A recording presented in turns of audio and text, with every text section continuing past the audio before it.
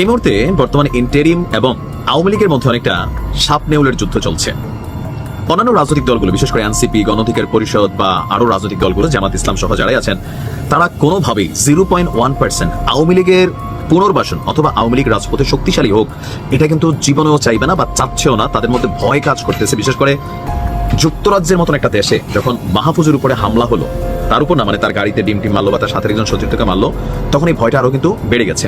এর মাঝখানে আপনি দেখেন হুট করে গত 15 বা 20 দিনে আওয়ামী লীগের নেতাকর্মীরা অতীতের যে কোনো সময়ের তুলনায়, অতীতের বলতে গত 1 বছরের মধ্যে অনেকটা প্রকাশ্যে, আগে আমরা দেখছি হেলমেট পরেও আসছে, মাঝখানে মিছিলটা থাকতো 15-20 জনের ভোর রাতে বা নির্জন স্থানে, তারপর হচ্ছে মাস্ক থাকতো আর অনেক কিছু থাকতো। কিন্তু রাইট নাও গেল কয়েকদিন আপনি তাদের মিছিলের নম্বরটা দেখেন, আকার অনেক বড় হয়ে গেছে, হাজার মানুষও হচ্ছে, এবং কি বলা হয় যে ধরেন মাস্ক থাকতেছে না মুখে, প্রকাশ্যেই দিচ্ছে, একের পর এক বাংলাদেশের বিভিন্ন জায়গায় হচ্ছে।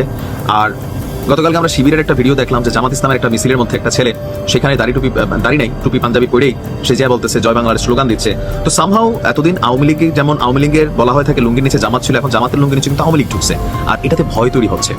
সেই ভয়ের মধ্যে সবচেয়ে বেশি যারা ভীত সেটা হচ্ছে সরকারে যারা আছেন, কারণ দিন শেষে তাদেরকে চৈতিশুদ্ধ নেবে আওয়ামী লীগ, এটা কিন্তু সবাই বুঝতেছে। তো সেই জায়গা থেকে সরকারও যাচ্ছে ভিন্ন একটা অবস্থানে। নির্বাচন যত ঘনাচ্ছে, সরকার হার্ড লেভেলে ডিল করতেছে।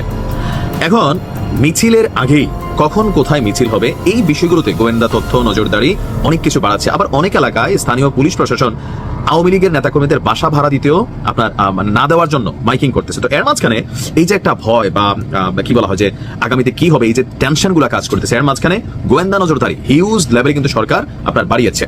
তো যাই হোক, এখন সরকার যে হার্ডলাইনে গেছে, যে থাকে না যে ধরেন ডাক্তারি ভাষায় একটা কথা আছে, প্রিভেনশন ইজ বেটার দেন কিউর, মানে কোনো রোগ হওয়ার পরে চিকিৎসা করার চেয়ে বেটার হচ্ছে ওই রোগটাই যেন আপনার না হয় সেদিকে সচেতনতা অবলম্বন করে। এটা রোগীদের দেখবেন বলে সবসময় যে প্রিভেনশন ইজ বেটার দেন কিউর।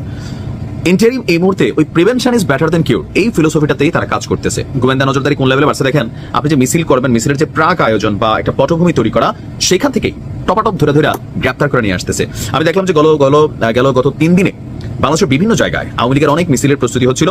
তবে গোয়েন্দা তথ্য প্লাস নজরদারি অথবা ভেতর থেকে আসা খবরের কারণে খুব বেশি এই কয়েকদিনের মধ্যে মিছিলগুলোতে সফলতাটা ওই রকম হয় নাই। আবার যাও হয়েছে তাদেরকে কিন্তু গ্রেপ্তারে সরকার সর্বোচ্চ লেভেলের মনোযোগ দিয়েছে। অলরেডি রাজধানীতে ঝটিকা মিছিলের প্রস্তুতিকালে ছাত্রলীগের 4 নেতা সহ 5 জনকে গ্রেপ্তার করেছে ঢাকা মেট্রোপলিটন পুলিশ। আর গতকালকে কারওয়ান বাজার পেট্রো বাংলার অফিসের গেটের সামনে রাস্তায় মিছিলের চেষ্টা করলে তাদেরকে গ্রেপ্তার করা হয়।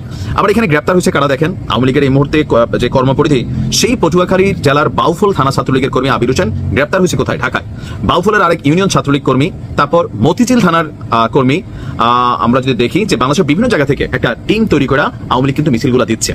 কেউ হয়তো ঢাকা শহর বেড়াইতে আসছে অথবা সামহাও ইন্টেনশনে আসছে যে পটুয়াখালীর ছেলেটা পটুয়াখালীতে তারা চিনা ফেলবে, ঢাকা এসে মিছিল করে চলে গেলে তারা কে চিনবে। কিন্তু সরকার বলতেছে আমরা বাবা চিনি। গোয়েন্দা তথ্য সর্বোচ্চ লেভেলে যাচ্ছে। আর যত নির্বাচনের দিন সামনে আসবে, সরকার বিরোধী মিছিলের যখন প্রস্তুতি হবে, তখন পুলিশের হার্ডলাইনটা আমরা হয়তো আরো বেশি দেখতে পাবো।